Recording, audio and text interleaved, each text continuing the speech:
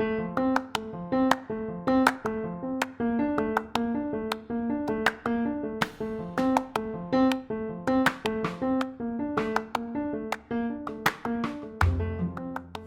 would say the first challenge is I came from a traditional training, so I like things that are clear, and I can tell you that you conjugated something wrong, or I can tell you you misspelled something wrong.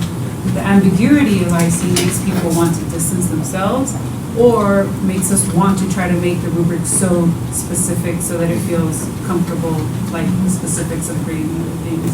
So my first step was to be comfortable with the ambiguity, that some of these categories are going to stay a little weird, and that's okay. And because we're going to be stuck.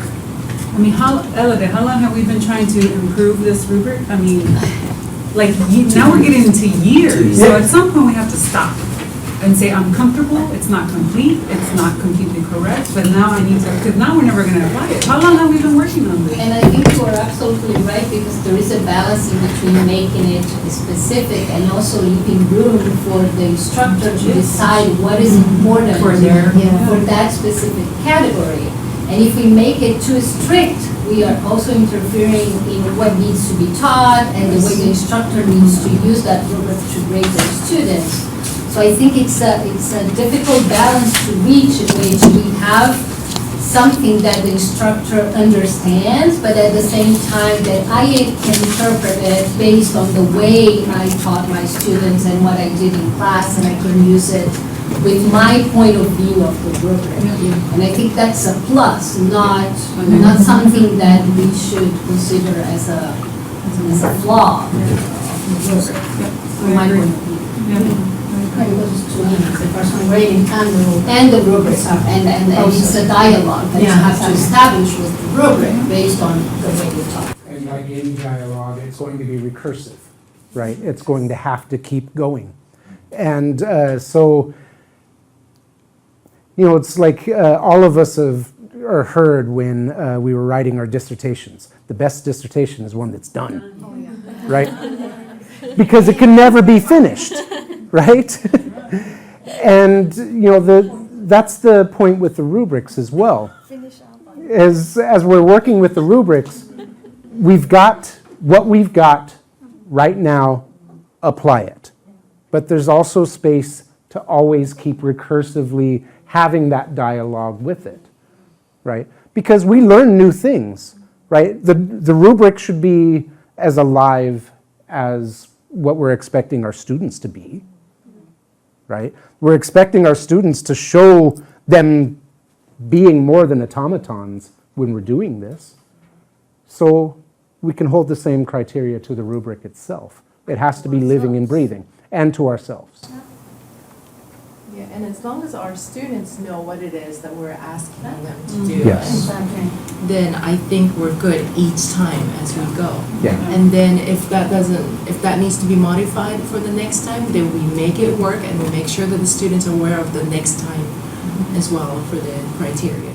So related to that, there was a challenge that was brought up earlier over here about, okay, so we want the rubrics to be aimed at something the students are going to be able to understand. But if we make it more detailed than it already is right here, that may actually get in the way of them understanding what's going on, right? So how do we deal with that? What are some steps we can take to balance that issue? We want the students to be able to understand it, but we need it to be specific enough for us to be able to work with it.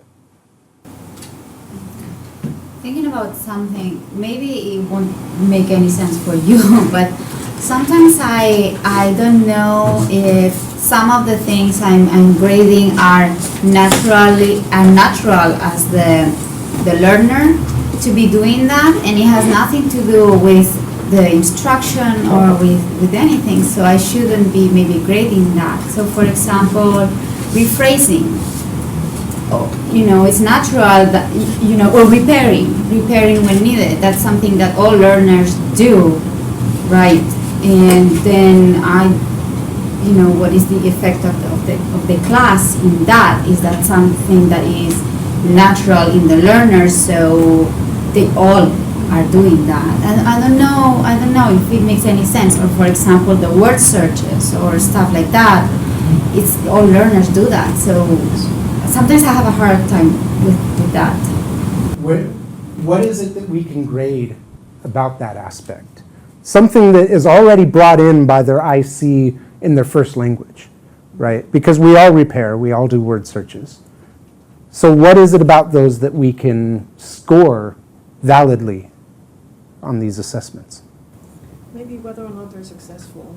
Because like here, yeah, well, for example with S in the second segment we just saw, I mean he he searches for a word, but actually he doesn't come up with it, right? He then needs help from the others. So this word search, even though it's there, it's pretty unsuccessful. So you could theoretically take off a point there. I mean, he tries, maybe give him a 4 out of 5 instead of a 5 out of 5. To me is okay, so he's naturally going to be doing that, but what I want to see if how he does that in Spanish, right? What the for example, That's a or specific the instruction, right? But we're focusing on the process, or we want the end to be, like, for example, if it was a real conversation and like not for the class, would we be valuing that they went through that process or that they got outcome? Yeah, I mean, related to what Julia is saying, for me, the fact that he does a word search at that point instead of just switching to English and using the English word is already something that I would take as a positive aspect.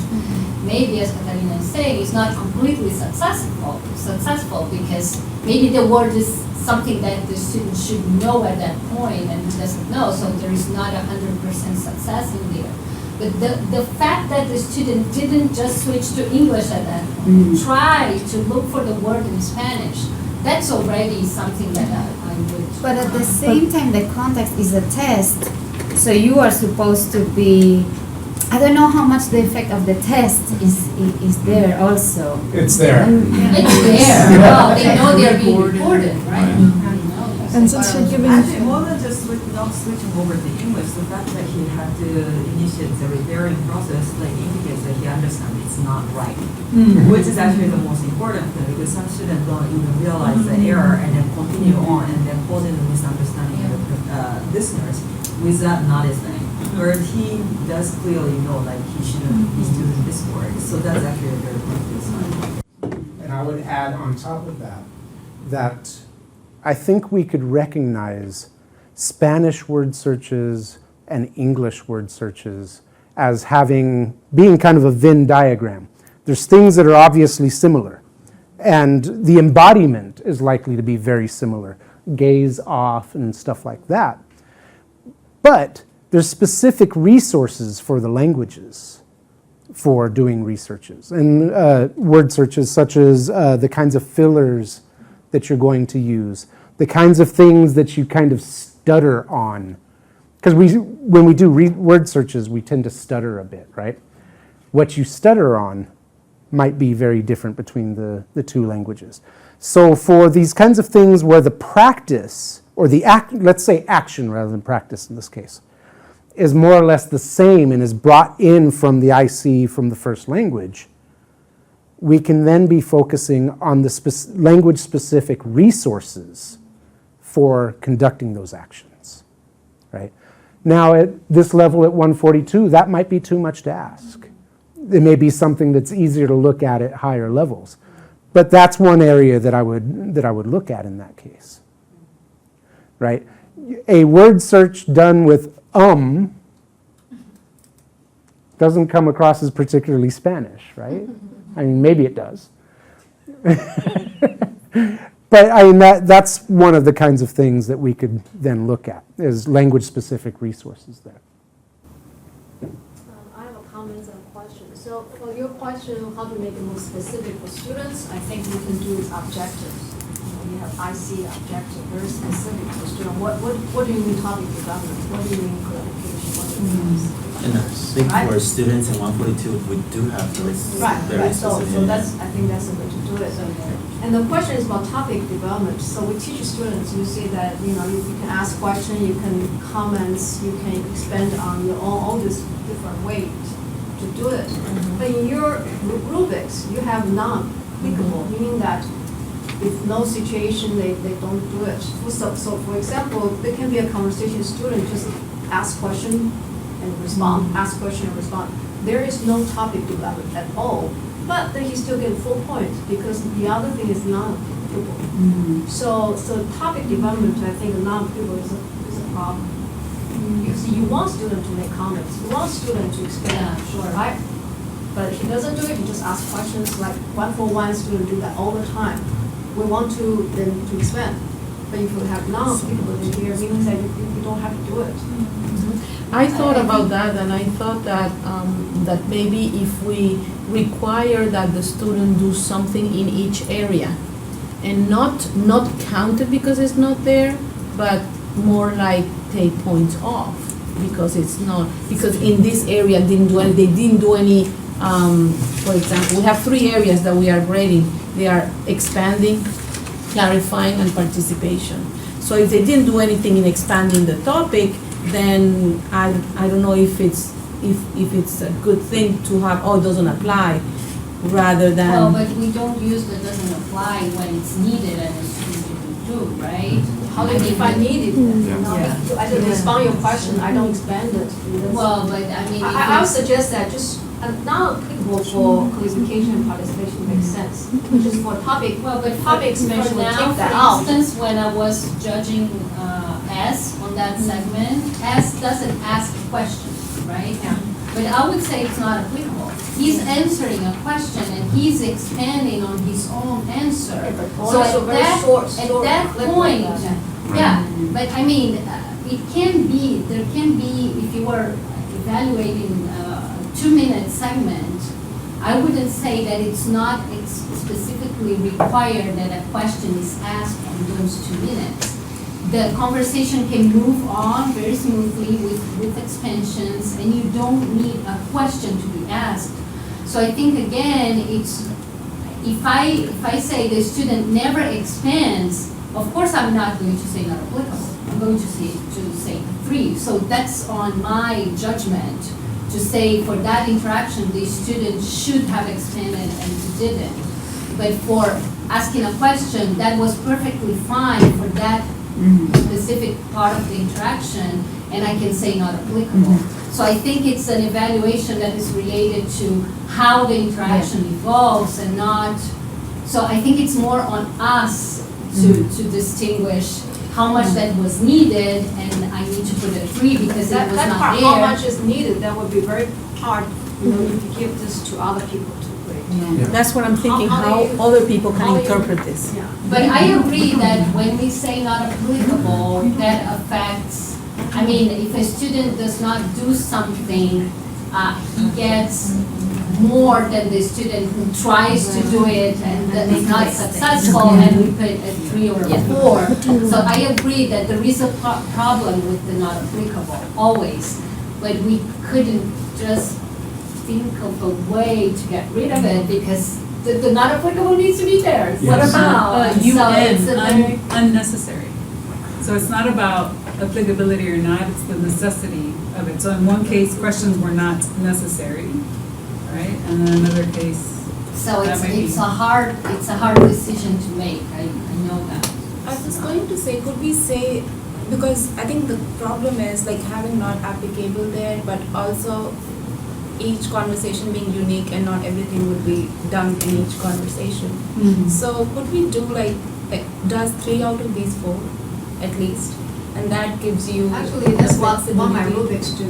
We use most of the practices, or some practice, or non-practice. I use that,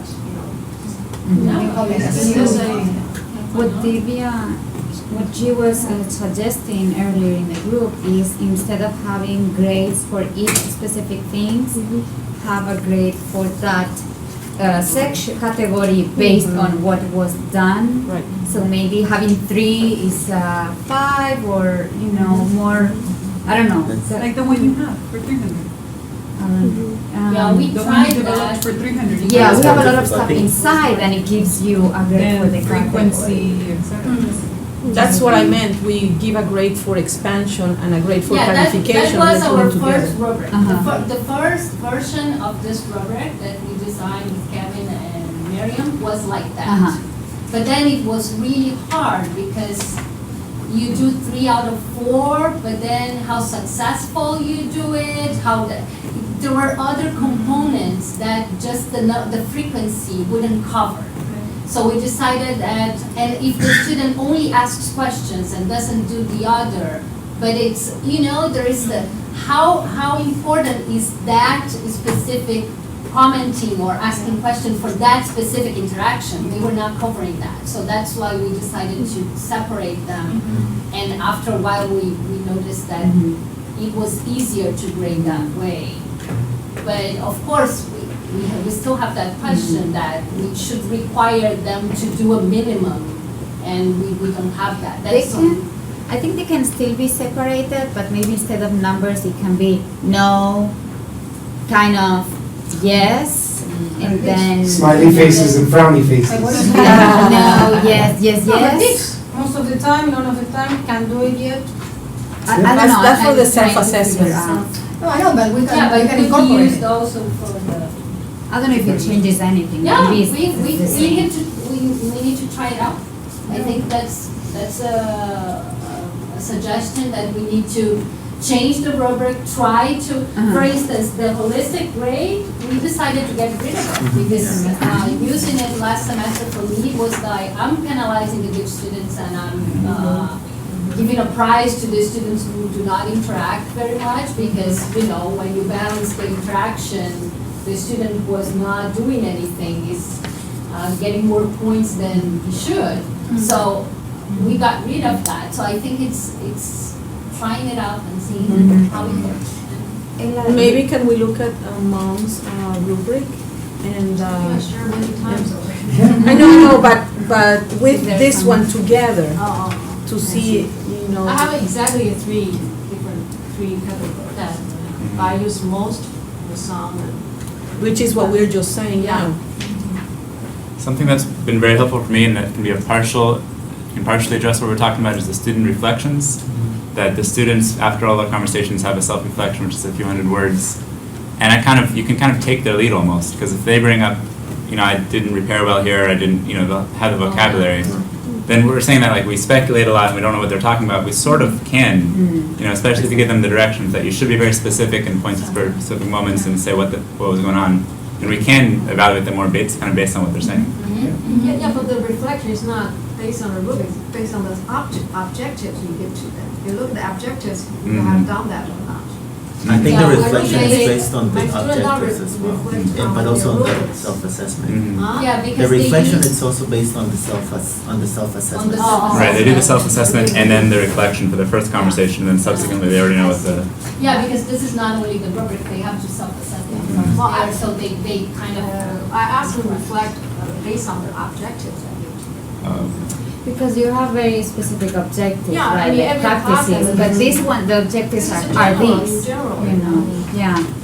But Because I think- want to know if exactly they use the reactive token, certain Chinese reactive token, that they use that. We have to look at objectives, not significance. Right. So, I love that the discussion's gone off like this. I mean, this is what I was hoping for, but I don't want to take it into people's lunches. So, thank you for doing the discussion like this, and I hope that we can kind of continue discussing these issues. I hope this was helpful for everyone to think about.